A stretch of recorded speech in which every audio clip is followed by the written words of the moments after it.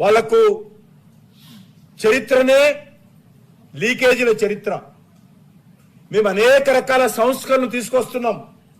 దీనికి సంబంధించినటువంటి చట్టాన్ని కూడా 24లో తీసుకొచ్చాం. మళ్ళీ ఏ రకమైనటువంటి సంస్కరణ తీసుకురావాలైనా సిద్ధం ఉన్నాం. కాంగ్రెస్ పార్టీ అది అడగాల. అనేక సంవత్సరాలుగా దేశంలో పేపర్లు లీక్ అవుతున్నాయి. మీరు 24లో చట్టం తీసుకొచ్చిన తర్వాత కూడా లీక్ అవుతున్నాయి. ఇంకా మీరు ఈ రకంగా సంస్కరణలు తీసుకురండి. అందరం కలిసి విద్యార్థులకు లాభం చేద్దాము, అందరం కలిసి విద్యార్థులకు ధైర్యం చెప్దాము, అందరం కలిసి విద్యార్థుల భవిష్యత్తుకు ధైర్యం ఇద్దాము అనేటువంటి చెప్పాల్సినటువంటి కాంగ్రెస్ పార్టీ టోటల్ గా రాజకీయం చేస్తా ఉంది. టోటల్ గా ఈరోజు ఏ రకంగా వివరిస్తున్నారు? నా దగ్గర కాంగ్రెస్ పార్టీ హయాంలో పేపర్ లీక్ అయినటువంటి వందల ఆధారాలు ఉన్నాయి. మధ్యప్రదేశ్లో కావచ్చు, వాళ్ళ ఇండియా అలయన్స్లో ఉన్నటువంటి ఈరోజు తమిళనాడులో కావచ్చు, వాళ్ళ అత్యంత ప్రాణమిత్రులైనటువంటి కాంగ్రెస్ పార్టీ హయాంలో కేరళ సర్కార్లో కావచ్చు, ఢిల్లీలో యూపీఏ హయాంలో షీలా దీక్షిత్ హయాంలో కావచ్చు, రాజస్థాన్లో మనకందరికీ తెలుసు సచిన్ పైలట్ ఊరేగింపు చేశాడు.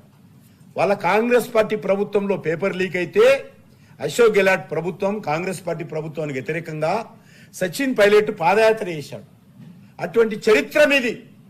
మీరు ఈరోజు నరేంద్ర మోడీ గారిని, భారతీయ జనతా పార్టీని విమర్శించేటువంటి నైతిక ఎక్కడిదని అడుగుతున్నాను. సిద్ధరామయ్య ప్రభుత్వం పియూసీ ఎగ్జామ్ లో కెమిస్ట్రీ పేపర్ 2016లో పేపర్ లీక్ అయింది. మరి ఆ రోజు చెప్పాలా? అశోక్ గెహ్లాట్ లో 18 పేపర్లు లీక్ అయ్యాయి. 18 పేపర్లు. మరి ఆ రోజు ప్రియాంక గాంధీ ఎందుకు మాట్లాడలేదు? ప్రియాంక గాంధీ ఆ రోజు ఎందుకు ఈరోజు మాట్లాడలేదు? రాహుల్ గాంధీ ఎందుకు మాట్లాడలేదు? సొంత పార్టీ నేతలే రోడ్డు ఎక్కారు కదా, కనీసం వాళ్ళని ఎందుకు ఆగమని చెప్పలేదు? ఈరోజు హిమాచల్ ప్రదేశ్ లో 12th క్లాస్ కి సంబంధించినటువంటి ఇంగ్లీష్ పేపర్ లీక్ అయింది. Jharkhand academic council 10th class Hindi paper, science paper leak అయినాయి. కర్ణాటకలో ఎస్ఎస్ఎల్సి 10th క్లాస్, అదేవిధంగా 12th పిఈసి పేపర్ లీక్ అయింది.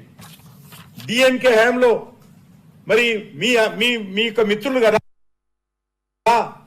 మొన్నటి వరకు తమిళనాడు ఇంకా సిబిఐ దర్యాప్తు జరుగుతోంది. పోలీస్ కానిస్టేబుల్ నియామక పత్రంలో భారీ లీక్ అయింది. సిబిఐ ఇంకా జైల్లో కూడా ఉన్నారు. వాళ్ళ కారణం కాదు, మా కారణంగా జైల్లో ఉన్నారు. పంజాబ్ లో ఆమ్ ఆద్మీ పార్టీ ఈరోజు కేజ్రీవాల్ పెద్ద పొట్టి మాటలు మాట్లాడుతున్నాడు, పొడుగు మాటలు మాట్లాడుతున్నాడు. మరి Aam Aadmi Party Punjab subordinate service selection board మరి పిఎస్ఎస్బి పరీక్షల్లో మరి అక్రమాలు జరిగాయి కదా, ఎందుకు పంజాబ్కి వెళ్ళి ఆమ్ ఆద్మీ పార్టీ ధర్నాలు చేయలేదు? ఎందుకు కోట్ల రూపాయలు ఖర్చు పెట్టలేదు ఆ ఉద్యమాలకు? ఈరోజు ఆమ్ ఆద్మీ పార్టీ చెప్పాల్సినటువంటి అవసరం ఉంది. నీటి గురించి కంఠశోష చేస్తున్నటువంటి బీఆర్ఎస్ నాయకులు ఈరోజు కేటీఆర్ పెద్దగా పోజు కొట్టుకుంటూ మరి వెళ్ళాడు కదా ఇందిరా పార్క్ దగ్గరికి. మరి నీ హయాంలో ఎందుకు పేపర్ లీక్ అయ్యాయి? ఇంటర్మీడియట్ విద్యార్థులు 26 మంది ఆత్మహత్యలు చేసుకున్నారు కదా, అప్పుడు లేదా సిగ్గు మీకు? అప్పుడు లేదా ఈ తెలివి? ఈరోజు పెద్ద నీతులు చెప్తున్నవే మీ ప్రభుత్వం ఓడిపోయిన తర్వాత. ఎప్పుడు ఏ పేపర్ లీక్ అయినా కూడా అది అన్యాయమే. నేను ఇప్పుడు కూడా ఒప్పుకుంటున్నాను. మా ప్రభుత్వంలో పేపర్ లీక్ అయింది, తప్పు జరిగింది, పరీక్షలు రద్దు చేశాం, సమర్థవంతంగా నిర్వహించాం, చట్టాల్లో మార్పులు తీసుకొచ్చేటువంటి ప్రయత్నం చేశాం, మరింతగా తీసుకురావడానికి సిద్ధంగా ఉన్నాం. ఏ మార్పు అయినా, ఏ సంస్కరణ విద్యార్థులు వాళ్ళ తల్లిదండ్రుల భవిష్యత్తు కోసం భారతీయ జనతా పార్టీ ప్రభుత్వం, అది రాష్ట్ర ప్రభుత్వం కానీ కేంద్ర ప్రభుత్వం కానీ మేము సిద్ధంగా ఉన్నాం. ఏ మార్పులు కావాలో చెప్పు. ఈరోజు పార్లమెంట్లో చర్చిద్దాం రద్దంటే ధైర్యం లేదు మీకు. ఏమంటున్నారు? ముందు రాజీనామా చేయండి, చర్చలలో చెప్పదే విషయం. మీ డిమాండ్లు అంగీకరించకపోతే అప్పుడు ధర్నా అయ్యాయి, ముందు చర్చకు సరా.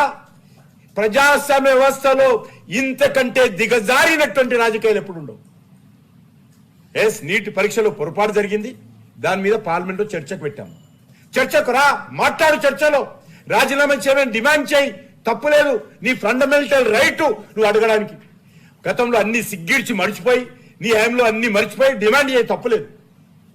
నీ అధికారం ఉన్నప్పుడు మీరు ఏమీ చేయలేకపోయారు. మేము అధికారం ఉన్నప్పుడు పత్రికలు లీక్ అయ్యాయి, మేము అధికారం ఉన్నప్పుడు పరీక్షల్లో పేపర్లు లీక్ అయ్యాయి. మాకు సిగ్గు లేదు, మీరు మంచోళ్ళు కాబట్టి మీరు రాజీనామా చేయని నువ్వు అడుగు, తప్పులేదు. కానీ ఎప్పుడు అడగాల? మైక్ ఇస్తారు పార్లమెంట్లో, వేదికలు తీసుకోండి, పార్లమెంట్ వేదిక తీసుకొని ప్రజాస్వామ్యబద్ధంగా డిమాండ్ చేయి. అప్పుడు ప్రభుత్వం ఒప్పుకోకపోతే అప్పుడు ధర్నా చేయి, అర్థం ఉంటుంది అది. కానీ ముందే డిమాండ్ పెట్టి చర్చ కాకుండా ప్రజలను రెచ్చగొట్టే విధంగా, విద్యార్థులను రెచ్చగొట్టే విధంగా ఈరోజు వ్యవహరిస్తూ ఉన్నారు.